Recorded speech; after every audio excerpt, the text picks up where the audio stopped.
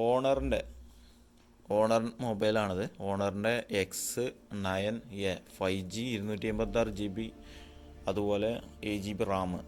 ഈ ഒരു ഫോണിൻ്റെ ഒരു ഇഷ്യൂ ആണ് ഈ വീഡിയോയിൽ പരിചയപ്പെടുത്താൻ പോണത്.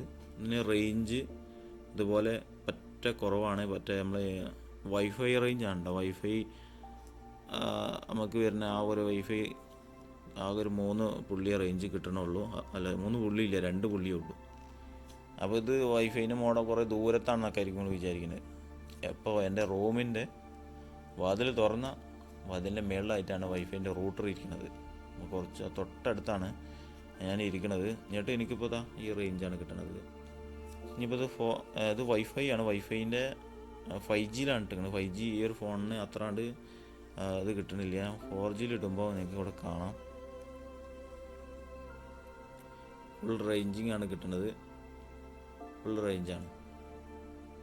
വൈഫൈ 5Gക്ക് ആ ഒരു ഇത് കിട്ടണില്ല. വൈഫൈ 5G നമ്മൾ ഗെയിം കളിച്ച് ഓൺ ചെയ്യുകയാണെന്നുണ്ടെങ്കിൽ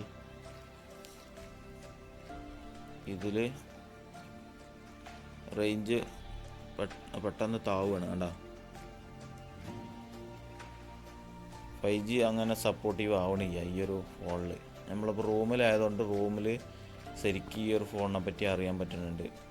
ഇത് ഗെയിം കളിച്ചുമ്പോൾ ഇത് ഈ ഒരു ഗെയിം നമുക്ക് പുറത്തിട്ട് പോകാൻ പറയാണ്. എന്താണ്, ഗെയിം പ്ലേ ചെയ്യാൻ പറ്റില്ല.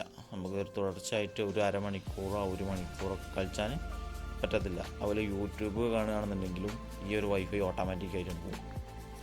അങ്ങനത്തെ ഓരോ പ്രശ്നങ്ങൾ. അപ്പോൾ നമുക്ക് 5G ഇതിൽ സപ്പോർട്ട് ആവാത്തതുകൊണ്ട് 4Gയിൽ ഇട്ട് കണക്റ്റാക്കിയാൽ ആ റേഞ്ച് അവിടെ നിൽക്കും.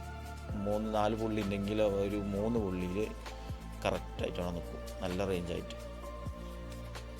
അതിൻ്റെ ഒരു ഇഷ്യൂ ആണ് ഇപ്പോൾ ഈ വീഡിയോയിൽ പരിചയപ്പെടുത്താൻ പോണത്. പരിചയപ്പെടുത്തിയത്